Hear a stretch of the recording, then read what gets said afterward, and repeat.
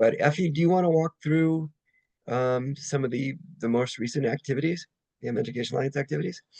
Yes. I think so. The very first one is the Math Power Prize. So we're extending the deadline for the Math Power Prize and for the very last time now. The new deadline is the 30th of November. For this year's prize is focused on manipulables, and we're looking for organizations that are championing math education using manipulables. The link to the Math Power Prize page is currently in the chat. If your organization uses manipulables for math education, or you know colleagues from a different organization who you think would be a good fit for this, please encourage them to apply. Typically, we give out prizes ranging beginning from 10,000, so at least one prize from 10,000 USD. And I think that would be an incredible opportunity for either your organizations or an organization that is in your network. So please help us circulate that. Um, the FLN landscape report. So we sent out emails about submissions for the FLN landscape report, the 2025 landscape report. The deadline that was set is the 8th of December, but I highly encourage you, if your organization can submit much earlier. I already saw a submission from FET actually. So for the other organizations, if you're yet to submit, please get in your submission as soon as possible. For a number of these, if your submission comes in earlier, then we could use it to mock up a sample of what one of those one-page features look like and then circulate it to all the others as a way of giving them an example of what we are looking for. So I'd highly encourage you to submit that. The link for that is also in our meeting agenda, and then we also included a link to the 2024 report for your reference. Tony, do you want to speak about the Pacific Symposium? Yeah, so since we had last met, we hosted a regional symposium and our global symposium. The regional symposium was the first STEM education conference in the Pacific. It was great. We had around 150 attendees. We had several Pacific Islands represented with Ministry of Education reps. So Kiribati, Cook Islands, Vanuatu, Solomon Islands, American Samoa, Fiji. And as with our Africa Regional Symposium, with lots of tracks and different subjects, but always mathical thinking is one of our tracks. So there you go. And so had a number of presenters. So that the links are on the agenda. If you want to see all the presentations, every one of the presentations is accessible. We're hoping to do another event in the Pacific, and maybe Effie, you could talk about our ambitions for Africa, including Fantastic Adventures Week. But Yes. I just want to let you know that we had a great event in the Pacific. Catherine, I don't think we had FET represented. I mean, just because of the distance, that would have been cool just for next time to let people know about Yeah, I FET. don't, we have some people in Africa who do some work for us because of our canceled grants. We actually had to let one of them go and put one of them on significantly reduced hours. But so I don't actually know if we had anybody representing. We actually did. There was a representative from FET at both the Africa Symposium, and then Rebecca was present for the Global Symposium. Very good. Yeah, Yeah, that's perfect. awesome. Yay. Okay, and then Effie, do you want to round it out with just talking about plans for upcoming? Yes. So next year, similar to this year, we'd like to host the STEMtastic Adventures Africa Symposium. We're initially thinking of taking this event to Ghana, so we're moving from one country to the next, but there's so many different events happening in Ghana next year, so we think we'll stick with Nairobi, Kenya. So once again, we'll be at Semastea, and we're also partnering with them and AUD and NEPAD for next year's event. The call for presentation proposals should be opening in early December. So once those are out, we'll definitely circulate them amongst the MathPower community of practice. If you have colleagues working in Africa, this is an incredible opportunity for them to be at one of the M Education Alliance Symposia. The Nairobi event this year, I would say, was the highlight of our year. So many organizations represented. I think one of our biggest events yet, and such a diverse audience. So I think overall it's just an incredible space to be in, and then connect with all these other organizations championing STEM across the continent. Now, besides the symposium, we're also working on a STEMtastic Adventures Africa Week. So an entire week during Space Week in October dedicated to celebrating STEM and local innovation within the African continent. We're hoping that can take place the first week of October, and we're basically looking for a wide range of partners, including if your organization would like to help organize either a STEM boot camp or STEM activities in a community or schools in the region where you work. If that is of interest, we'd definitely love to have you be a part of it. We'll also be sharing more information about the STEM week, but I think that being the very first time that we will be doing it, it will be so exciting to overall just see what that can look like on the continent, but also just overall draw more attention, conversations around and investment in STEM education. All right, maybe just to pause because it's not all about us, right? It's about you guys. And but see if you have any questions in regards to any of those opportunities to contribute or upcoming events. Just any questions?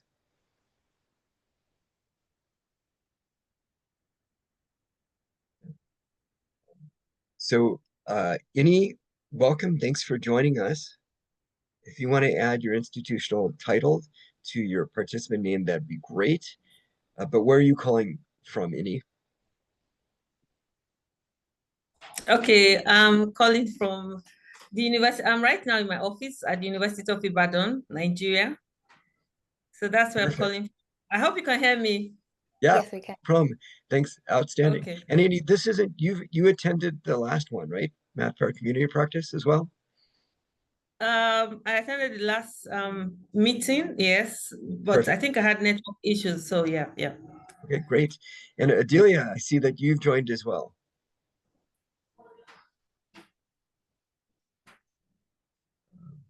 Well, hopefully Adelia and Orishaba, who are two of our presenters, or David, you will just stretch your presentation. All right, so those are sort of upcoming events. Would welcome any sort of thoughts or ideas about how we could, as Effie had said, build you in our early planning for these events as well. We're also going to be looking for sponsors for all these events. So if you have rich uncles or aunts, or any of those people that are newly minted trillionaires with the money from NVIDIA, whatever else, just let us know because it's probably a drop in the bucket to support some of these events. And hey, Effie, next time we should just invite an AI from NVIDIA, right? To Yeah. join us as well, just to see what we can do with the AI. All right, so we before turning over to our presentations as well, we are keen to find out what other products or publications we could work on with the community of practice in 2026. And would welcome contributions to it. Of course, Effie had mentioned the FLN landscape report, which is always nice. We'll be doing a similar report for the Alliance members. And then, incidentally, we hadn't mentioned, but we're starting up a new community of practice for global STEM education champions that will be launching. And that will be really interesting because it's obviously so diverse. And it's, math powered community of practice is basically a subset of STEM because there's the M there, but that will be one of our new communities of practice. But we would welcome either now or for a future meeting, just thoughts about what else we could do as a community together that might be useful. And one of the conversations we had with our Literacy League colleagues were like, if you have resources that you'd like to highlight as part of the community of practice, you could add those. And Effie, let's take advantage of showing people where it could be added to by showing people the new website that we have for the M Education Alliance. So people could give us suggestions there. And Vinod, thanks for joining us as well. who gets a gold star for attending every one of our community of practice meetings. So must find it useful. Oh, there you go.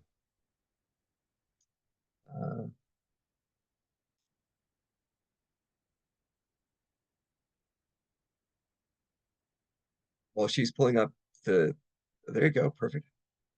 Okay. Effie, you want to unmute? Sorry. Yeah.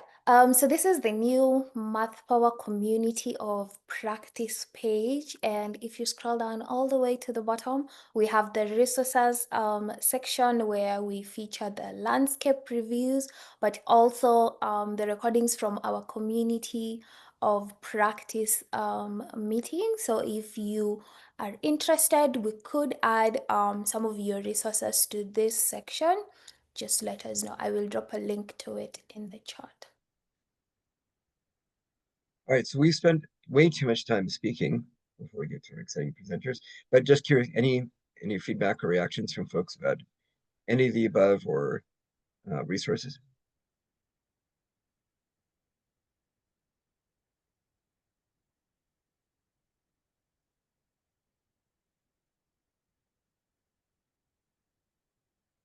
Thank you, Catherine.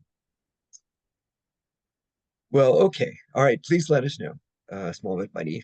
All right, well then, I think without further ado, first of all, Ori Shabat and Adelia, can you hear me?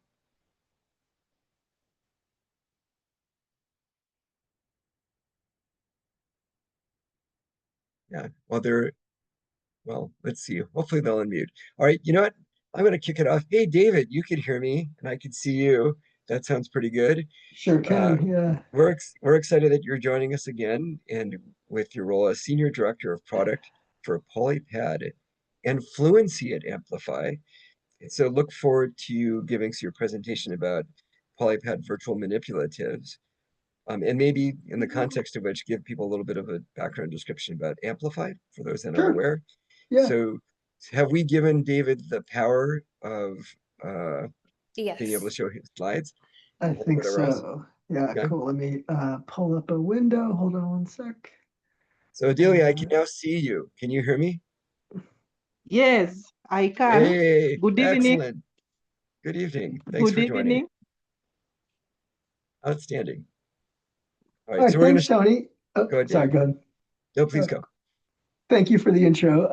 Happy to be back. It's been a bit of time since I've been able to join one of these meetings. My name's Dave. I work on the Polypad team at Amplify. I'll give you a tour of what Polypad is in a moment. I'm from Boston, Massachusetts in the US. Polypad is free virtual math manipulatives that I'll give you a quick tour of in a moment. Polypad was founded as part of Mathagon by Philip Legner, who lives in the UK around 2019, 2020.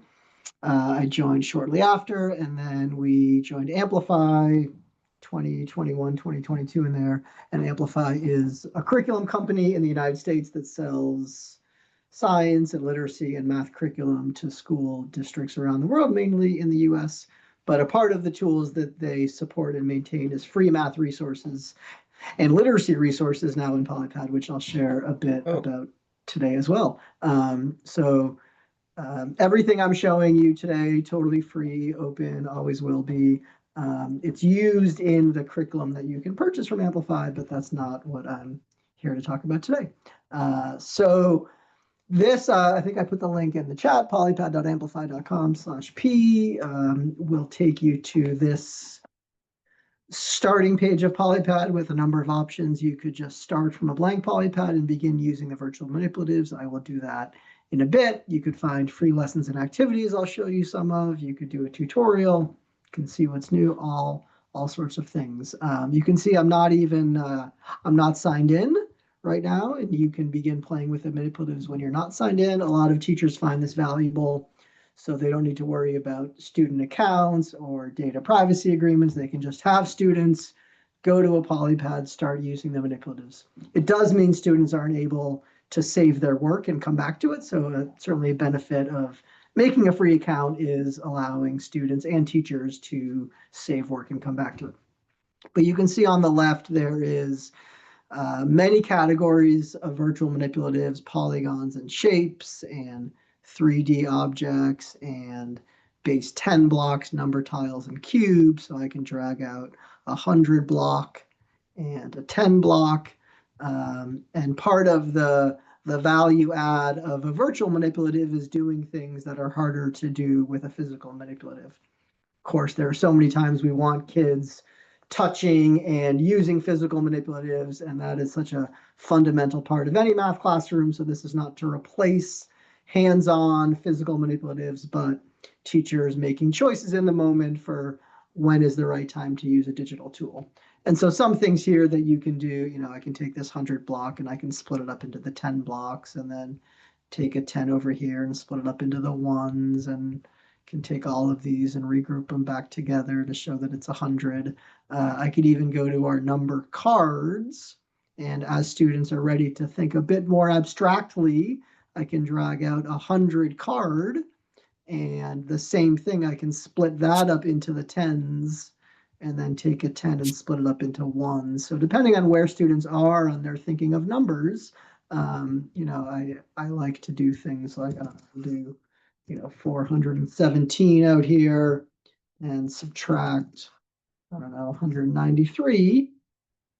And I could take those and I could copy them and do a split here and a split here. And like we can do 7 minus 3 is 4. Kids might be fine with that. But this idea of like what it means to borrow this like 10 minus 90, I think the tools can do a good job of showing. I could take this 100, this 400, split it up into the 400s and put one on top here, merge these back together, and kind of show what it means when you cross out the 4 and make it a 3. You're really taking 100 off this one and putting it here, and I could merge those together. So there's a lot of like deep exploration of making meaning of these mathematical concepts. We have fraction bars, fraction circles, can really do all sorts of things there.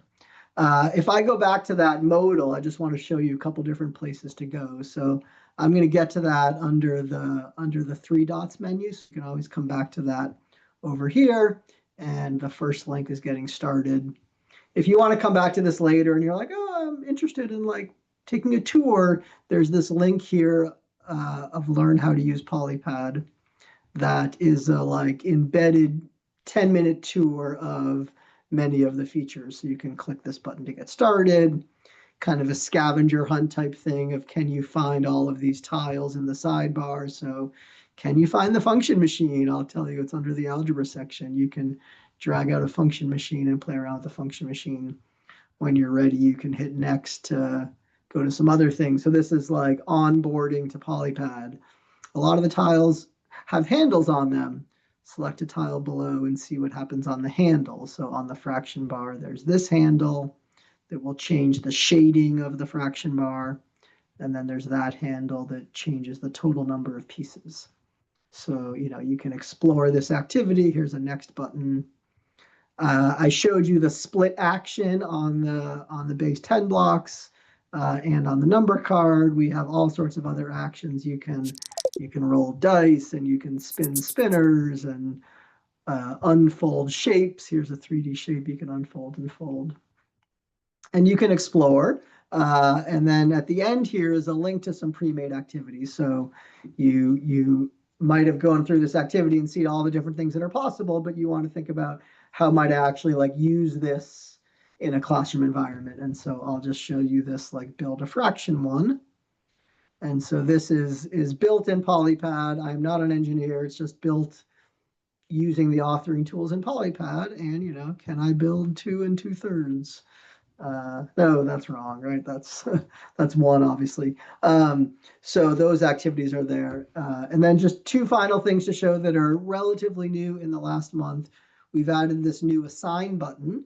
So like I opened this link right here. I could put this link in the chat. I could share it with students, but if they open this link, I'm not going to see their work in real time. And so this new assign button, I could make a single session code. It's going to prompt me to log in.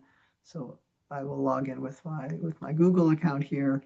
And now, once I've logged in, again, like free for teachers to make accounts, I can choose this assign button and I can make a single session code for students to join. I can just name it like fraction or something. And now it's going to make an activity in another part of Amplify Classroom where I can make an invite code. I can click this teach button and I get a code for you to join the activity. So just to show you how it works, I can put this in the chat and where'd my chat go? There it is. And you could join the activity. I'm gonna go somewhere else, so you don't need to join the activity. But I just wanted to show you that's another way for teachers to make an activity for students to join so they can view student work in real time. The final thing I'll show, which is new, and then I'm happy to take questions and everything, is this. What I'm about to show you is live, and then I'll show you a sneak peek of something coming soon. If you go back to this modal, so as part of Amplify, Amplify has a math curriculum that a lot of these math tools are used. They also have a literacy curriculum. And so as part of that, we have been building some letter tiles in Polypad where you can listen to letter sounds and snap them together to listen to phonemes and words and all that. And so we've made a whole bunch of free activities for folks to use in their classrooms. So if you want to explore those, you can click, again, go to the 3 dots menu, click on Discover Free Lessons and Activities. This is a pretty math heavy section right now, which I know we're on a math call, but I'm going to take this opportunity to show you the phonics activities, if that's okay, Tony. And so here there's a whole bunch of activities that are built in Polypad that take advantage of our new letter tiles. So I don't know, I'll open.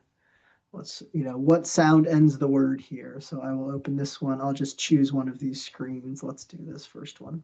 What's the last sound in rat? Hear it again. Rat. Drag the correct sound into the white box, then press check. So maybe I think it's that. Raw. I hear that's raw. That's not rat. Maybe it's rar. Rar. Nope, that's not it. But let's see if I get rat. Rat. There we go. Right. So there's all these activities. There are also some ones that are a little more kind of silly and creative. Here's one called like Wrap the Digraphs. That is just a way to get students to make a silly song with the digraphs. Press play to hear it when you're done. So just as a way to like think about what these sounds make, like important digraphs for students to think about. And then when I feel like I have a song that I like, I can push play.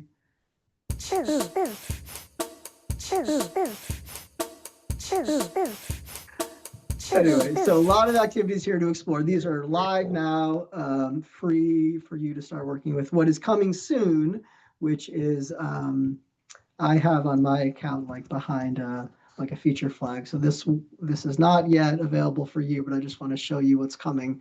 This new section of letters and words is how I built all those activities. So I could add a word here. Oh, I can type hello and add it to Polypad and play it. Hello. We can split it into the letters and add different things here, or drag out an M and play it.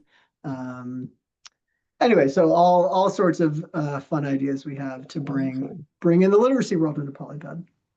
Love it. All right, David, that was great. Thank you so much. Yeah, and it has been a while, probably a few years, David, since Amplify was just a member of the Alliance Amplify, or Mathagon was, and Polypad. All right, so let's just open up. We have time for a few questions. Anybody have questions for David? No, you're always go, man, with the golden hand. Start. Hey, David, that looked fantastic. All of it looked fantastic. Especially, I know there's math memes, but the phonics lesson especially interesting because science of reading is a really important topic right now. I wanted to know, how do teachers blend whole class activities and individual student activities that are tracked? How typically in a math or a literacy classroom are these blended together in terms of one-on-one versus whole class? That's a great question. Thanks. I'll speak more to the math side of things because that's being used a lot. The phonics is brand new, so we don't have a lot of reports from teachers. I could speculate, but in math classrooms, a lot of the use cases I see with PolyPad are ones in which the student has some sort of paper resource, whether it's a worksheet they're working on or their math curriculum, and they might be doing something with fraction addition. And the teacher will probably already have spent time with like physical fraction strips and done some lessons on how the physical tools are able to be helpful. But in working with fraction operations now, they want the students to have access to fraction bars to use if needed. So they will often just have PolyPad up. The students might not even be logged in, but as they're working on paper on a fraction addition question, they can use the tools to help them make sense of that. That's a really common use case. The other use case that we hear a lot of from teachers is, which I think the phonics tiles will be helpful for, is a teacher is working with a small group of students, either in the classroom, in an intervention block, and they haven't really prepared anything on PolyPad, but they see that the student has a misunderstanding about a math concept, and they think a virtual tool can be helpful in the moment to really like make deeper meaning of that, whether it's the splitting of the 100 block or using a function machine. And I think the phonics might be the same thing. Like they're having trouble with a certain blend, being able to pull them out or have the students try something and then hear it might give a different type of feedback that's possible. The final thing that I'll say is there's also a lot of use cases where the teacher has PolyPad on a screen in front of the whole class and is using it as a way to foster conversation in the classroom where the students are not even on a device either, but as a warm-up or a number talk or something. Maybe time for just one more quick question. Is there anyone? I can't see everybody's hand, and noting additional people joining us as well. Anybody else just want to jump in if you have a question? David, I have a bunch, but I'm going to ask one that's sort of, so let's say friends like Vinod have a relationship with companies such as Starlink that are providing educational content in Ghanaian schools. Oh, look, they are. So Vinod, I'm wondering if somebody like FET or Leap Learning or Amplify have terrific content, how would they partner through the activity that you're doing in Ghana, Vinod? Yeah, yeah. I mean, first of all, let's meet and chat, and find out how our products how our products fit together, because I think, for example, the phonics manipulative sound that you're doing new sound really interesting to combine with what we're doing, and then Leap Learning. Yeah, the main thing is to talk and find out what each one brings to the table. And then maybe there's areas where, we could bring your product in and you could bring ours in. So I think that's the key. I'll put my email in the chat and then we can talk some more. Yeah, and that's great. And we'd love to hear as that goes along. That definitely would be one of the benefits or pleasures of having the community of practice and facilitate linkages. All right, David, that was great. We've recorded it. We'll put that in our e-news along with a feature about PolyPad. I'll reserve a number of my questions that I have, David, just to ask you separately, or if people stick around for a few minutes. So now we're really excited that Adelia Kavai Natala, the Curriculum Support Officer at Kakamega County in Kenya, and we had the pleasure of Adelia meeting you and our other presenter, Orishaba, at the Africa STEMtastic Adventure Symposium. So we're really excited that you could join us for the first time, and know that you'll both be speaking about manipulatives and mathical thinking. So Delia, over to you just to give your presentation, and then we'll open up for Q&A.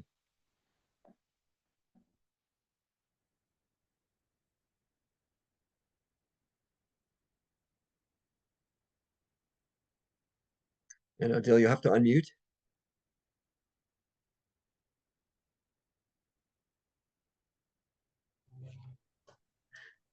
Okay, good evening. Thank you so much, Mr. Bloom. I'm delighted to be with you this evening. And as you say, I am Odelia Natala. a curriculum support officer from Kakamega. And in my line of duty, I do observe teachers as they teach in class. And I got interested with the young ones, the early years of education. That is why today I want to share with you using manipulatives to strengthen mathematical thinking in early years of education.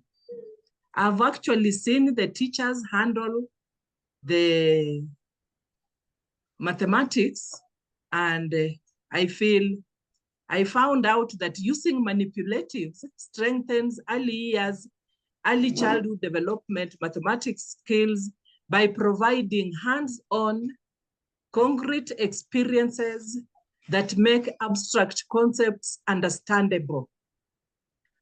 They serve as powerful tools to stimulate mathematical dialogue, enabling children to articulate and refine their thinking. And over the past 2 decades, research has consistently shown the positive impact of using manipulatives in the classroom. As I refer to a 2013 report, which was published in the Journal of Education Psychology, identified statistically significant results when teachers used manipulatives compared to when they only used abstract math symbols.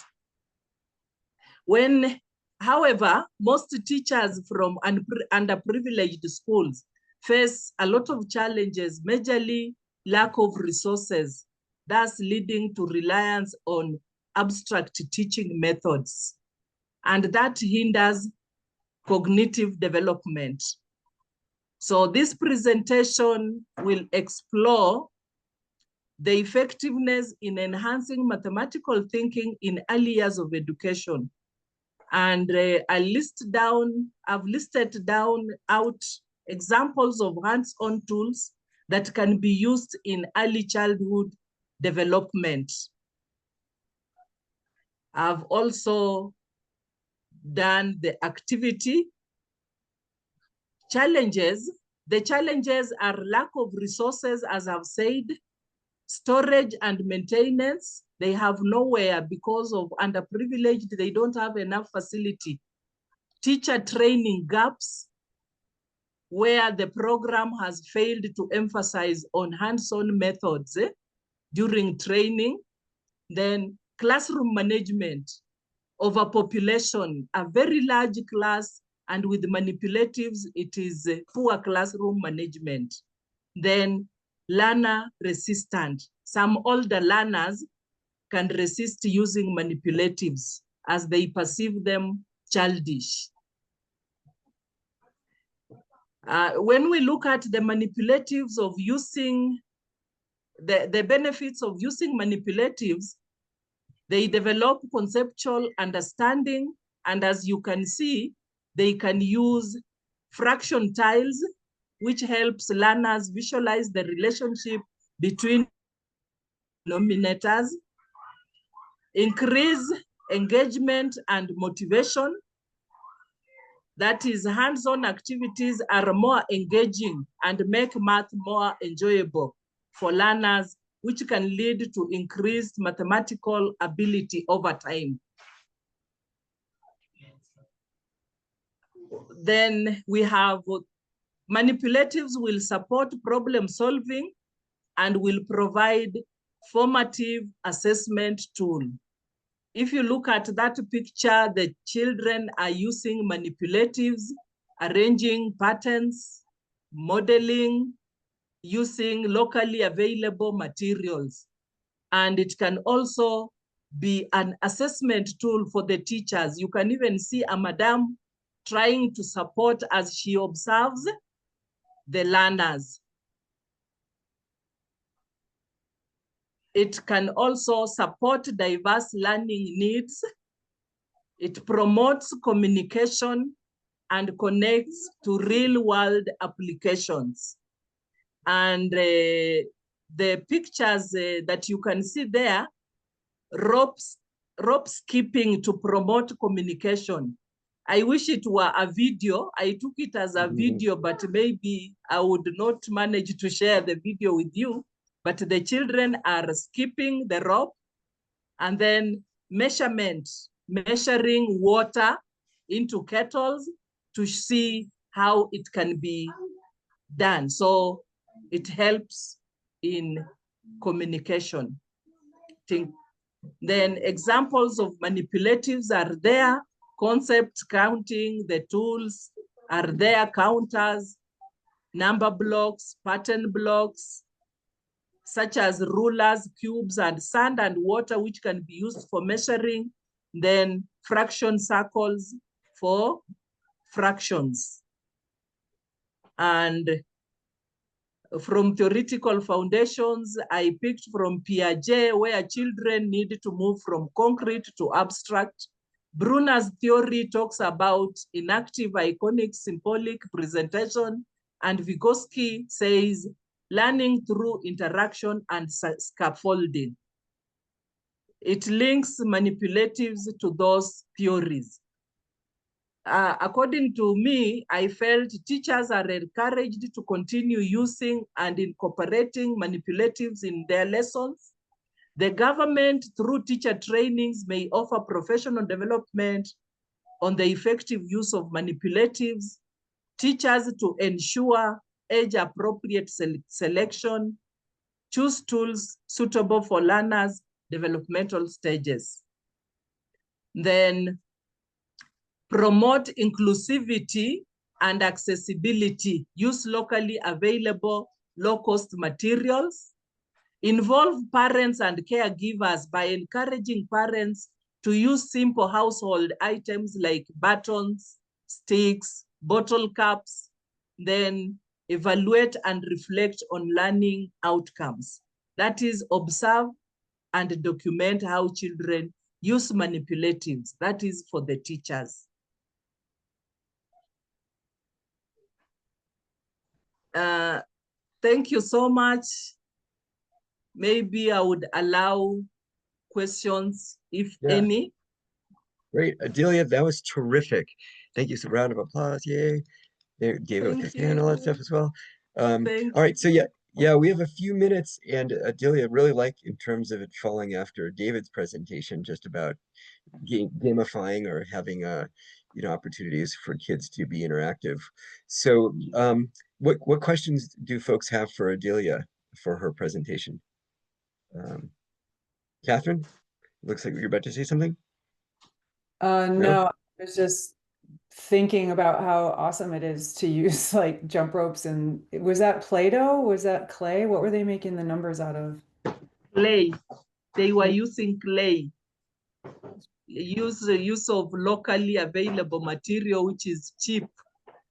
So they were using clay to make numbers. Outstanding. David, it looks like you have a question.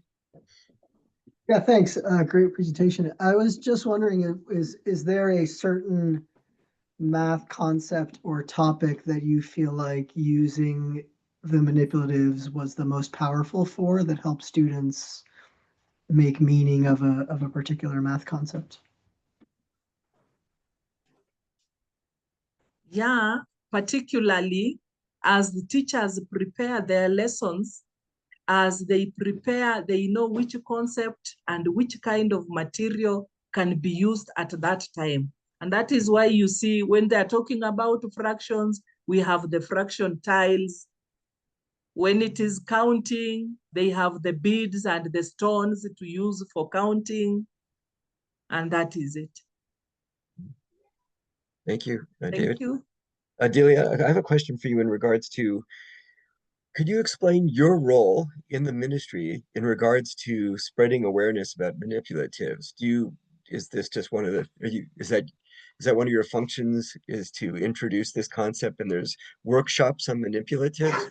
Could you give us more of a picture of your role? Yes, as a curriculum support officer, my role, as I said, I monitor teachers in class, I organize for workshops and capacity building. For those who are already in the field, I organize for workshops and I spread that when you use manipulatives, compared. In fact, I compare teachers who use manipulatives compared to those who don't use manipulatives due to some challenges here and there. And you find that the performance of those who use manipulatives is far much better than those who don't use manipulatives. So I organize for workshops. Excellent, thank you. And it does make me think of, and dropping in the chat, a few years ago with Education Above All, we produced a math game catalog. So I just dropped in the chat. So Adelia and others, it'd be interesting to get your feedback about some of the activities or games that are featured in there. And maybe there's some that aren't, Adelia, that you're familiar with, and let us know. Well, maybe a quick round of applause again for Adelia for her presentation. Thank you. And I realized that we could spend more than an hour with each of our presenters, but we're delighted that we have Orishaba, who I sat in his presentation at the STEMtastic Adventures Africa Symposium. So it was fun to be in the audience to see how enthusiastic Orishaba was. Orishaba, turning it over to you to give your presentation and your work as well.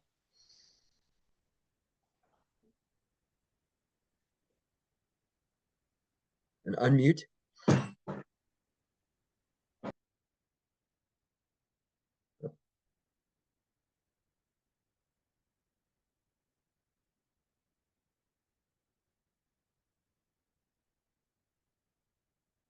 So you'll still want to unmute. You're going down to audio.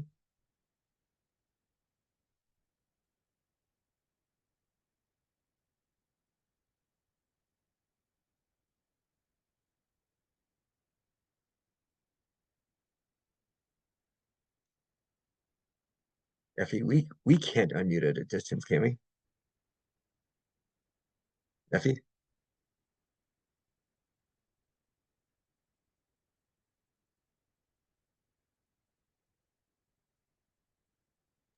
No, I can't unmute him from my end. Okay.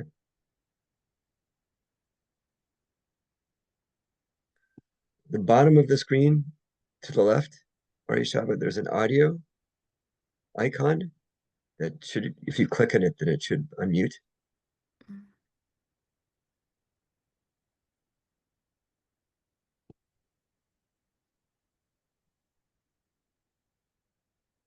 Or you could, what is it? Ask to unmute.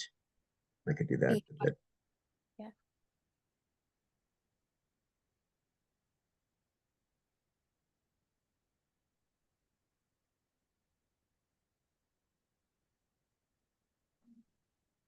Well, Shaba, use the chat if you want to let us know what's going on. While we're waiting for that, until Shaba comes on, we usually conclude with a quick round robin of folks talking about upcoming activities they want to let people know about. Hannah, we're going to start with you. We'll just take a minute or so as we go around for those that haven't spoken. You want to tell us a little bit about a new or late grade activity about leap learning? Oh my goodness, this is hard for me because I'm on a math call and I'm usually more literacy bent. We've been doing a lot with STEM right now, so it was exciting to hear some of the updates earlier.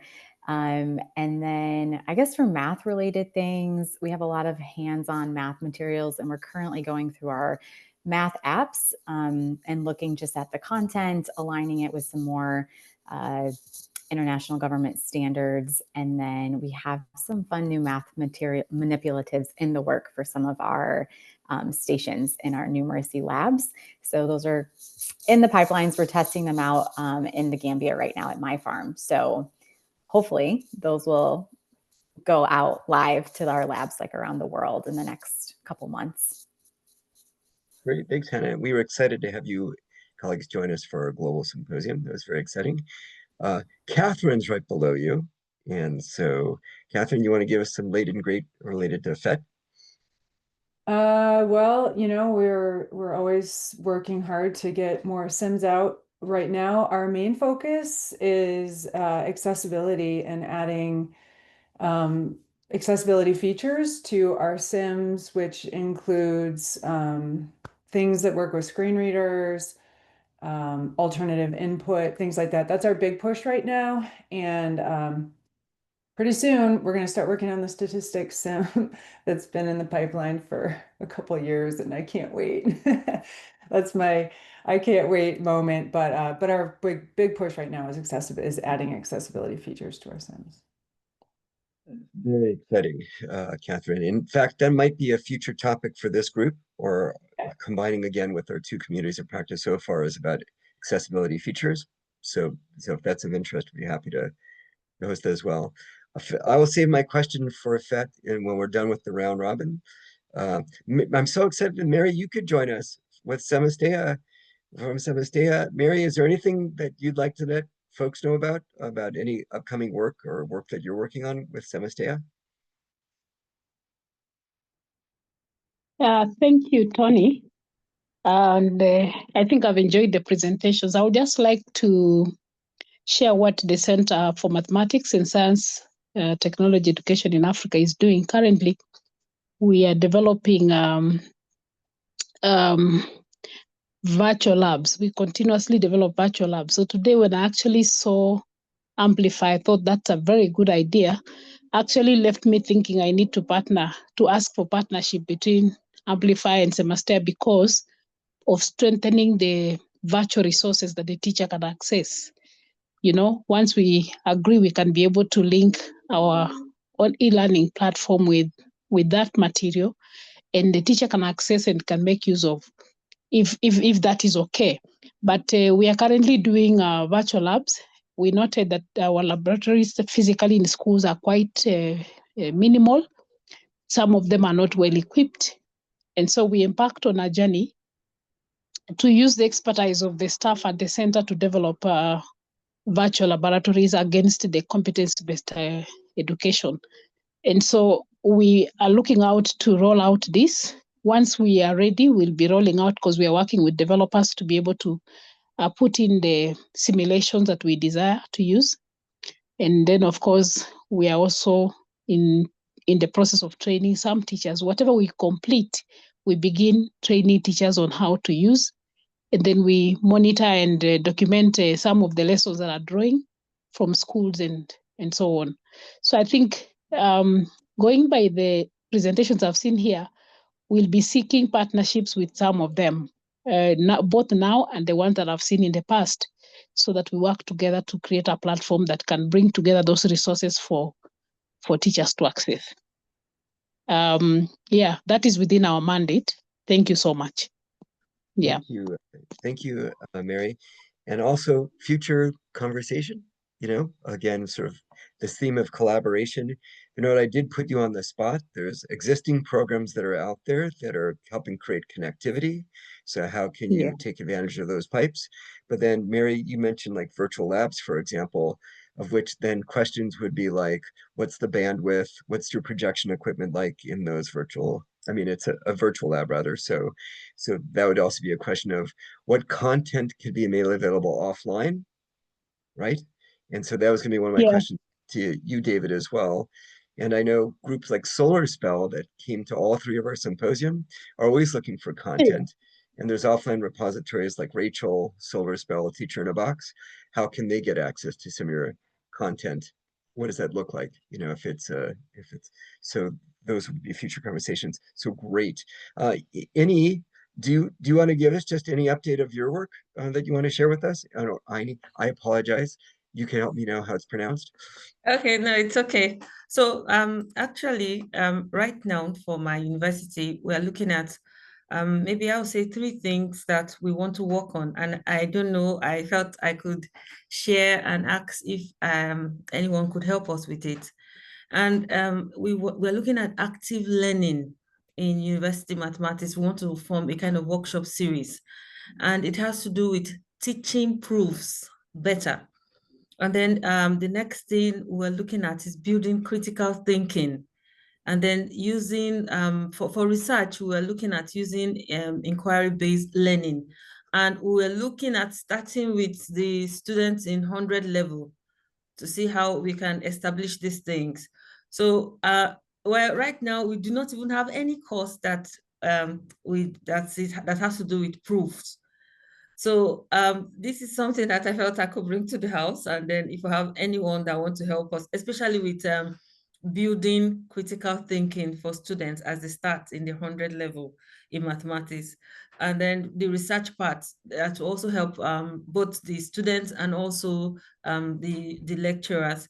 So it's going to be like a kind of workshop series, and it's something we are planning that we could start early next year. So, but we really need resources. So, as in resource persons rather, because it's just going to be an online thing. So that's what we are planning to do for the next year. Thank you. Okay, that's great. And if you, again, any of you use the slide deck to fill in resources or resources that you could benefit from, then there's a broader Math Power community that only some have attended. We're happy to circulate that and just put it out there. And I'm sure that you'll get people that are willing to support. Orishaba, you can hear us probably, yes, by waving your hand. Can you hear us? But you can't, but we have not figured out how to unmute, right? So what we'll do is we'll follow up with you, Orishaba, and we'll just include you in the next. You can't hear me either? No? All right. Effie or Ken, any recommendations? So we can't unmute him from our end. He has to unmute from his end. And it could be an issue with his audio if he also can't hear us. So what we'll do is we'll include him in a future Yeah. COP. All right. Well, so apologies about that. We were really excited that we were fortunate to have David. Thanks for coming back. We know it's before the holidays here, so small but mighty our community, and already linkages. And the note, it's appropriate that you're in the middle of my screen right now because you always find opportunities to take advantage of this great community, and we encourage others. I really like Catherine, the exchanges going back and forth. Aini asking for support for individuals, and Adelia, you're sharing your experiences, and Mary with virtual labs. We welcome suggestions about the next community of practice, and we hope that in the coming months, in addition to your contributing to our landscape review, which is basically a way to share your great work, we'll put together a few e-news related to math. So this is an important opportunity. We'll share the recording. If you have other resources that you want to share with us, then we could feature those as well. I think we're at the hour. Effie, anything else that you wanted to talk about? Or Ken? No, I'll just mention if you'd like to be a presenter at our next community of practice meeting, feel free to shoot me an email. We'd love to have you, including if that is just a suggestion for a topic we could focus on, even if you'd not like to present on it. And then the deadline for the submission of the FLN landscape report submissions, the deadline for that is coming up on the 8th of December. As I mentioned earlier, it would be really cool to get a few submissions really early. So if your organization hasn't submitted yet, highly encourage you to submit, and then of course help us disseminate the call for the Math Power Prize so we could reach more people.